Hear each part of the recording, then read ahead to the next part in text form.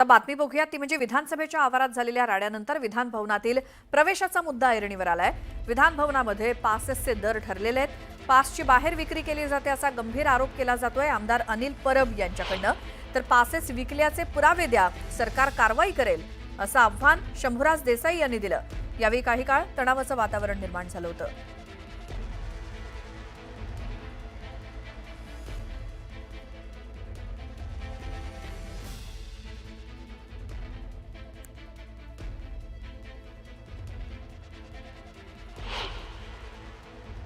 तर आज दुपारपर्यंत आम्ही नाव घेऊन सांगू कोणी कोणी पास विकते, कसे पास विकले जात आहेत, त्याची मोडस ऑपरेंडी काय आहे, कुठून पैसे भरले जातात, कोणाकडे जातात, पहिल्या गेटमध्ये किती द्यावे लागतात, दुसऱ्या गेटमध्ये किती द्यावे लागतात। आमची ही इच्छा नाहीये।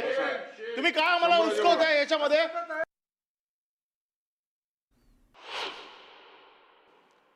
सन्मान्य सदस्य परब साहेबांनी सांगितलं की रेट काय चाललाय पासचा।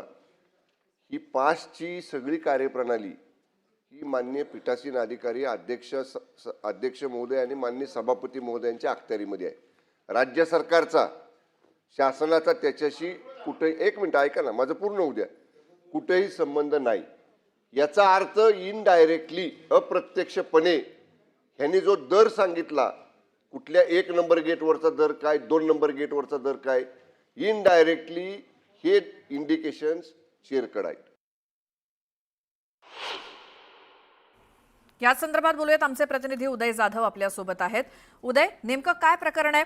विधान भवनातल्या प्रवेशासाठी पासेस आहेत का?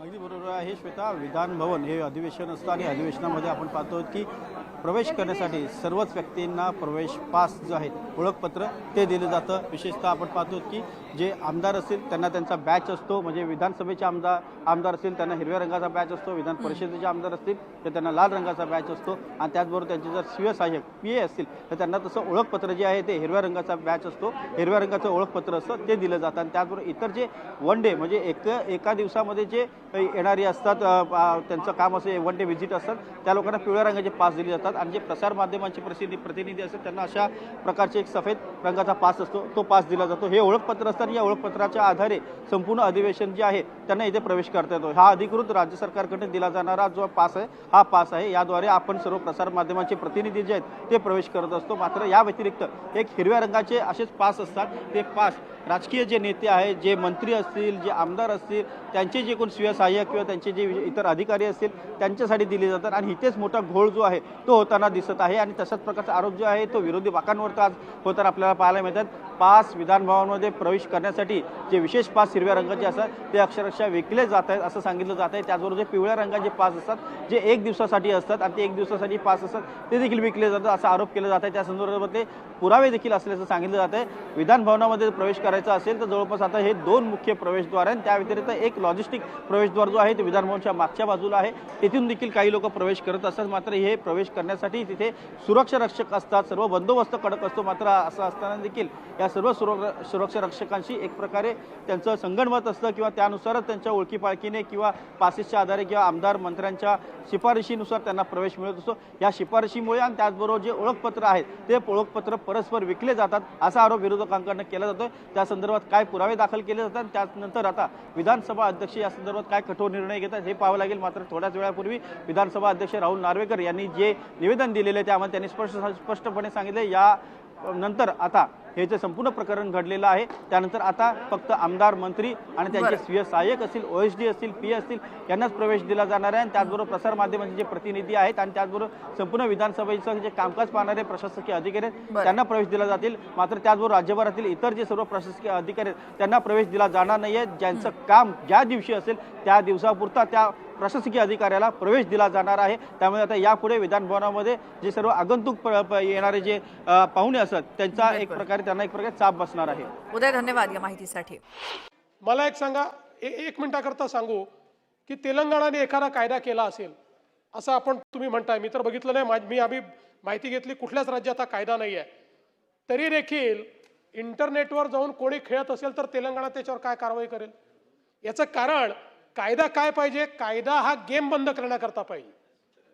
तुम्ही खेळणाऱ्यावर कारवाई करून हा विषय संपणार नाही।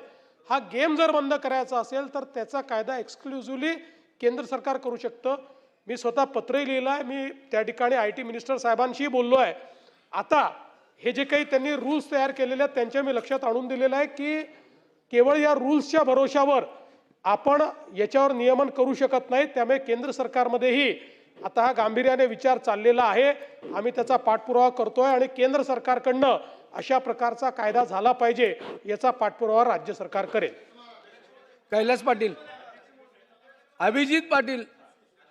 अध्यक्ष महोदय, मुख्यमंत्री महोदयांनी खूप सकारात्मक उत्तर दिलंय, परंतु माझी मुख्यमंत्री महोदयांना विनंती आहे की माझ्या मतदारसंघात बारलोणीचा एक तरुण होता, 3 एकर जमीन विकली आणि माढा तालुक्यातला लवळचा बालाजी खरे 78 लाख रुपये हरला आणि त्या ठिकाणी आत्महत्येचा प्रयत्न. माझी फक्त या निमित्तानं मुख्यमंत्री महोदयांना एवढीच विनंती आहे की ह्याच्याचे जाहिराती होत आहेत, ज्याच्यासाठी हिरो हिरोईन आपले बॉलिवूडचे जे महाराष्ट्रात मोठे होतात मुंबईत आणि ते जाहिरात करतात आणि म्हणून ही लोक अडकत आहेत. तर ह्या जाहिरातीवर तर तात्काळ आपण बंदी करू शकतो किंवा आपण जर आत्ता स्टेटमेंट केलं की अशामध्ये कुणी करू नये आणि त्या संबंधितांना जर आपण विनंती केली किंवा आपल्या आदेश दिले तर त्या ठिकाणी त्या जाहिराती जरी थांबल्या तरी याचं प्रमाण देखील कमी होऊ शकतं. याचा कडक कायदा करण्यासाठी आपण केंद्र सरकारकडे पाठपुरावा कराल ही अपेक्षा. निश्चितपणे खरं म्हणजे पहिल्यांदा तर मी सगळ्या हे जे काही सेलिब्रिटीज आहेत, काही प्लेयर्स आहेत, काही हिरो हिरोईन्स आहेत, या सगळ्यांना या सभागृहाच्या माध्यमातून अपील करतो की त्यांनी या संदर्भातल्या ज्या काही जाहिराती आता करू नये. या जाहिरातींवर आपल्याला बंदी टाकता येईल का हे देखील पडताळून पाहिलं जाईल. कारण आपल्याला माहिती आहे की जसं आपल्याला दारूची जाहिरात करता येत नाही, लोक अर्थात वेगवेगळ्या पद्धतीने मग किंगफिशरवाले सोड्याची जाहिरात करतात, पण दारूची जाहिरात करता येत नाही. तशा पद्धतीनं या जाहिरातींवर काही बंदी टाकता येईल का या संदर्भात पडताळून पाहिलं जाईल. सुधीर भाऊ. महाराज, सन्माननीय मुख्यमंत्री महोदयांच्या मी एक गोष्ट लक्षात आणून देतोय. या ग्रे एरिया जरी असला की हा सेंट्रलनी कायदा करायचा की राज्यांनी कायदा करायचा, पण संविधानाच्या 7th शेड्यूलमध्ये स्टेट लिस्टमध्ये सुद्धा बेटिंग अँड गॅमलिंग आहे. आणि म्हणून केंद्रावर न ढकलता गेम्स ऑफ स्किल आणि गेम्स ऑफ चान्स याच्यावर तेलंगणा